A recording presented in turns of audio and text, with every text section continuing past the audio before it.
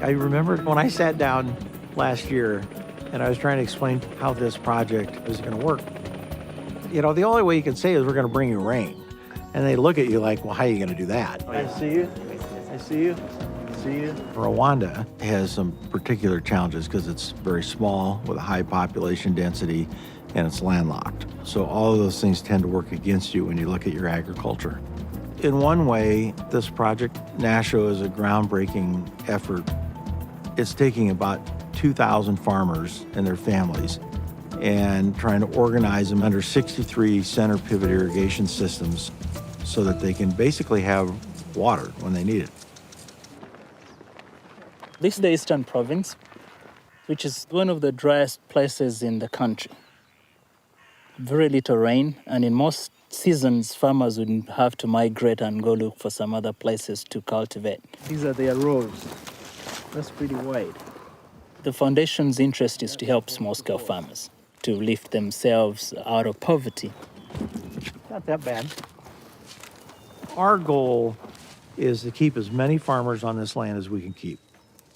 If you look at the size of this country and you look at the requirement to use almost every square meter of land that they can grow something on, you're gonna have to get creative. And to me, NASHO is getting creative.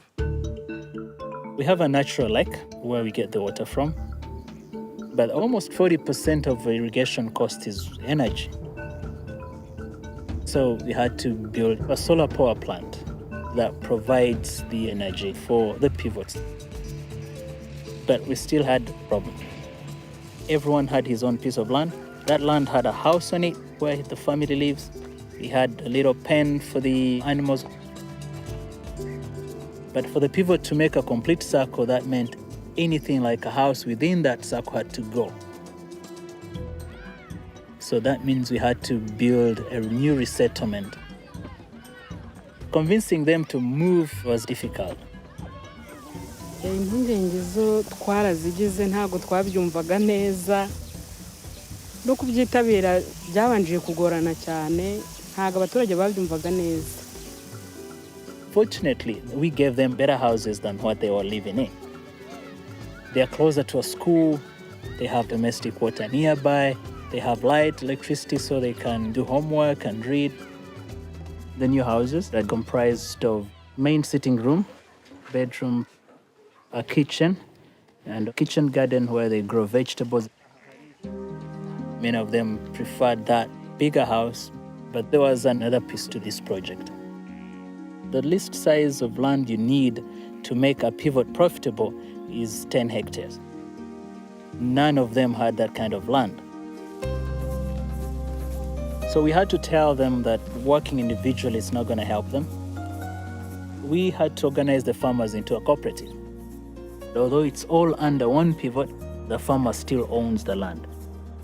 What they have to do is get together and plant the same seed, make sure they control the weeds the same way.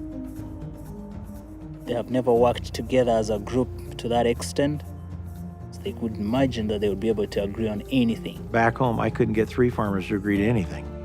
Now you're asking, a couple thousand farmers to agree to something. Without their commitment to this, it would be impossible to try to do it. If they're planting corn, they all have to plant corn, they all have to use the same fertilizer, they have to plant the same variety. The level of faithfulness and also trust in their colleagues has increased. The farmers previously used to grow really for consumption, but now a lot of it is to be sold. We've not given them any money. The investment from the foundation is the irrigation infrastructure, and also to train the farmers so that they can now sustainably make use of that investment. This is probably the single biggest challenge. There's no future for Africa without dealing with the agriculture question. Its population is set to double. There's a high degree of arid land, and it can be difficult to develop it.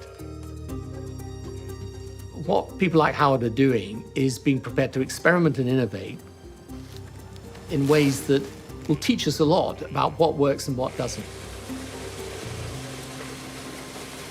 We really try to think of our work not as aid, but as an investment. when we leave, something should be left behind that is still adding to the value of what's happening. We have another really big project. It's the Rwandan Institute for Conservation Agriculture, RICA. It will be a research facility that's designed to transform the region. We want to bring new thinking, new technology.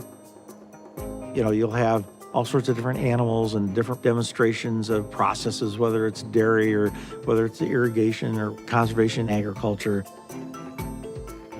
As we learn what can change productivity and can improve the situation for farmers, a key component will be then getting it out to the farmers and changing it on the farm.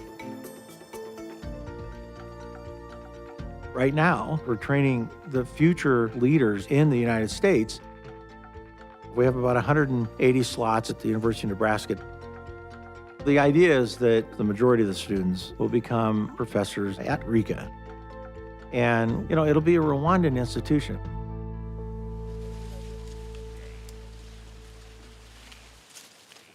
I'm doing irrigation systems. We are all thinking of ideas that could be implemented in our country. Learning from class, learning from outside of class, going out the field. 22, 25.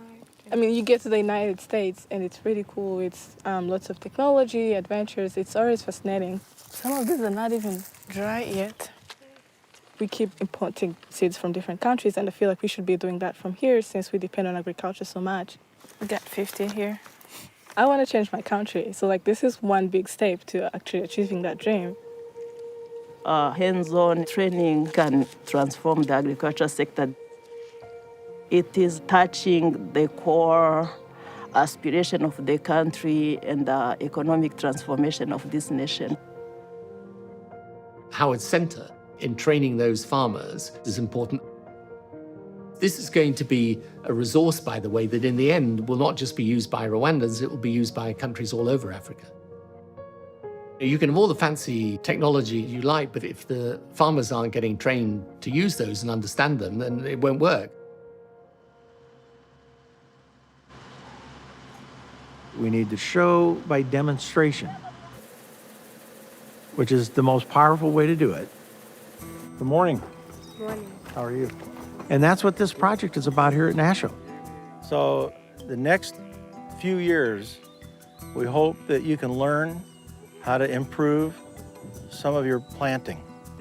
Agriculture is a key sector of our economy.